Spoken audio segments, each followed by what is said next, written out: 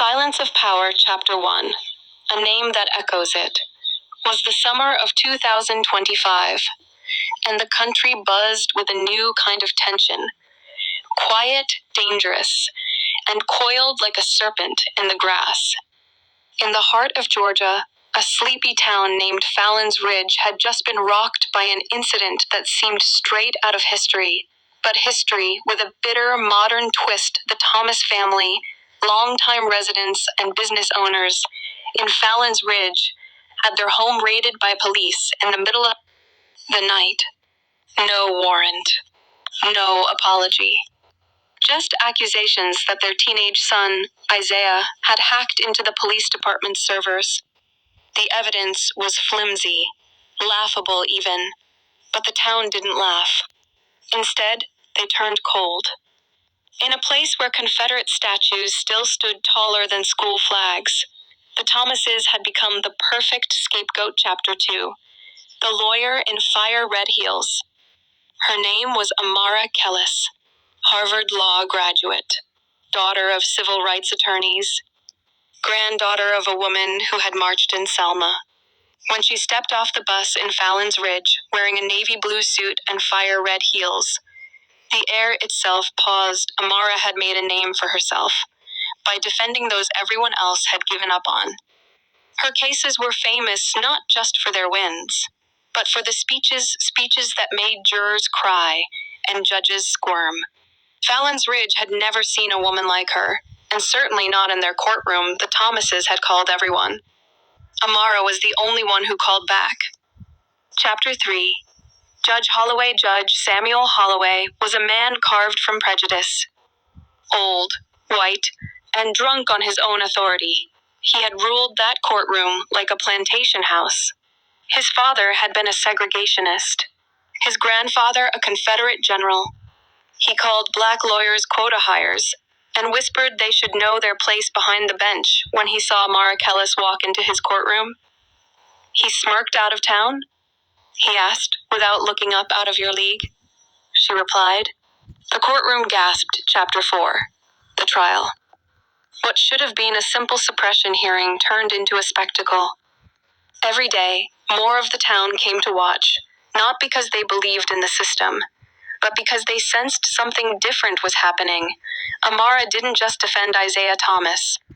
She told the story of every black child who had been falsely accused, every family that had been torn apart under the illusion of justice.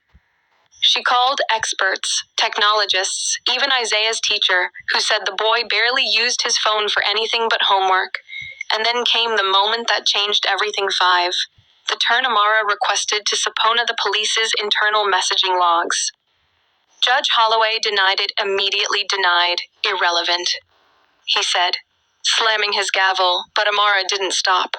She stood tall and said, "Then I move to report judicial misconduct under Federal Civil Rights Statute 42 U.S.C. 1983. You are knowingly suppressing exculpatory evidence." Holloway froze. The courtroom murmured. She pressed forward. "Your Honor, are you running from the truth? Or are you afraid your hands aren't as clean as your robe?" Silence. Judge Holloway stammered, walked out of the courtroom. Just left. Gasps filled the room. He never returned. Chapter 6, Truth Uncovered. The subpoena went through. The logs revealed that police officers had joked about making an example of Isaiah. The hacking never happened. It had all been fabricated because of a prank Isaiah played on the sheriff's son, a harmless meme that bruised white pride. More than anything else, the case was dismissed. But the fallout didn't stop there. Amara filed suit against the Fallon's Ridge PD and the county judiciary. With national eyes watching, it sparked the largest DOJ investigation into systemic racism in small-town law enforcement in over a decade. Chapter 7, the judge who ran. Judge Holloway resigned, not just from the bench, but from the town. He disappeared, leaving behind only an old office and a reputation drowned in disgrace. His name became a cautionary tale, a whisper that no longer commanded fear, but embarrassment. And Amara? She went back to Atlanta, but her fire didn't fade. She published a book titled When Silence Ran, and it became required reading in law schools across the nation. Epilogue. The wind changes, Fallon's Ridge changed. Slowly. Not perfectly. But the statue of the Confederate general came down. A new judge, a black woman named Miriam James, took the bench. And the Thomas family? They opened a tech education nonprofit for young black teens in a country where justice often comes late and dressed in pain. Amara Kellis reminded them all that sometimes power doesn't shout, it listens, then it runs.